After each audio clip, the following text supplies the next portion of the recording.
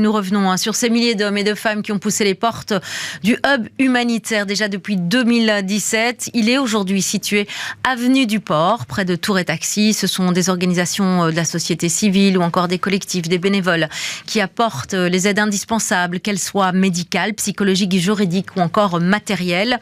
Aujourd'hui, ces réfugiés doivent dormir dehors. On manque cruellement de personnel pour les aider, mais aussi de moyens pour continuer les activités. Sabine Ringelheim et Yannick Van Gansbeek ont rencontré Clotilde Botson, vous allez l'entendre, elle est coordinatrice opérationnelle du Hub, suivie de Lorenzo Durante Viola, il est coordinateur général du Hub. Ici, on est dans le centre de jour du hub humanitaire. Donc, c'est l'endroit où les personnes vont avoir un lieu sécurisé pour se poser, pouvoir charger leur téléphone, être au chaud. Ils ont déjà accès à certains services depuis le centre de jour. Donc, il y a notamment des douches que je vais vous montrer, un coin qui est réservé aussi pour les femmes et pour les familles. Ici, un endroit où ils peuvent prendre un thé et un café.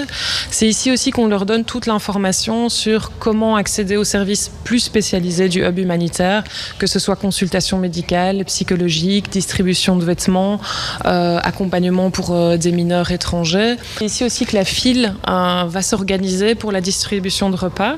Donc par jour, on a en moyenne à l'heure actuelle entre 950 et 1000 repas. On est monté jusqu'à 1100 repas pendant le mois d'août. On est de plus en plus en difficulté. La situation à Bruxelles est dramatique et c'est pourquoi nos équipes ont une très forte pression et on a été contraintes à réduire les services dans les week-ends.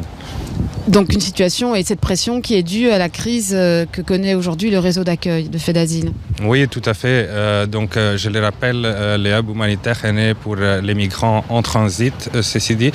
Et maintenant, on accueille de plus en plus de demandeurs de protection internationale qui devraient être pris en charge par l'État, par Faits d'Asile notamment, mais qui n'est pas en mesure de les prendre en charge à cause de la saturation du réseau d'accueil.